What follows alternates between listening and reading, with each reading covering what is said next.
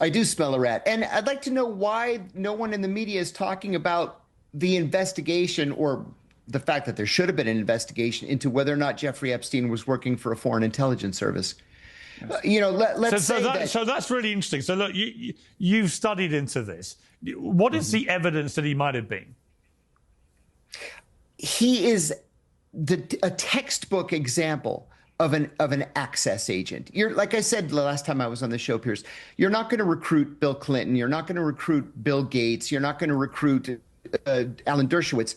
But you can recruit someone who gets close to those people. You can give them something that you can hold over their heads if you have to in the end. And then you report back to your handlers everything that they say. And in exchange, you get untold wealth and a house in the Caribbean and the biggest townhouse in Manhattan and a private plane. And that's a pretty good life, especially if you're a pedophile and you enjoy doing things like that. And nobody's talking about whether or not he was an access agent.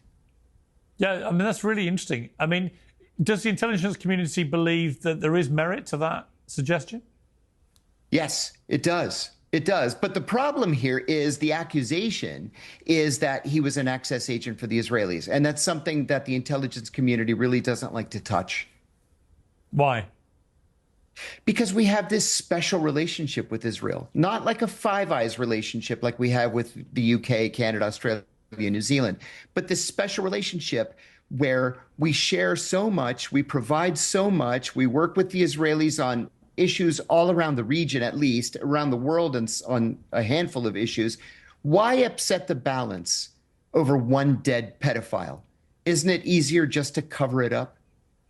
Brian, what do you think of that?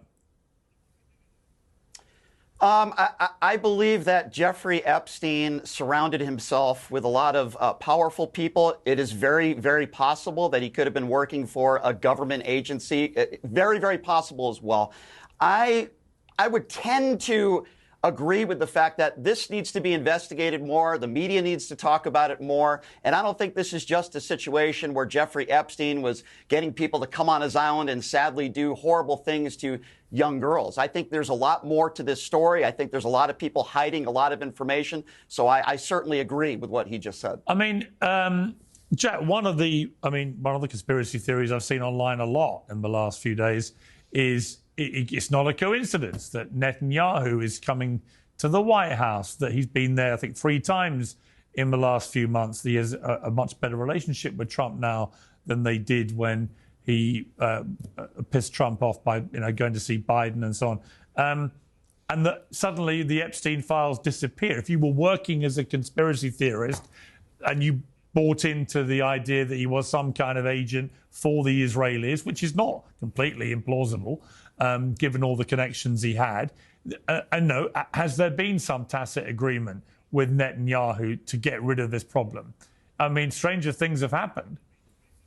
I think the perception is horrible. I think the perception is absolutely horrible, and puts a huge, huge onus on the entire administration, and certainly coming from Pam Bondi for her mismanagement of this. I want to go back to something that John was saying as well, but Ghislaine Maxwell's father, Robert, this is so Robert Maxwell is someone who's highly fingered in a lot of these conspiracies or a lot of these allegations. His entire career, there were allegation after allegation that he was involved somehow with Israeli intelligence, going all the way back even to the 1940s, and serious questions about some of the work that he did all the way through this. And then, of course, as it goes, she becomes the recruiter for Epstein. And so these questions have really gone deeper and deeper and deeper. And of course, there's no actual evidence or, just hearing of the evidence or release of the evidence, release of the file, a task force, even a press conference, and instead we get, oh, well, we're just going to move on. And here's a press release on a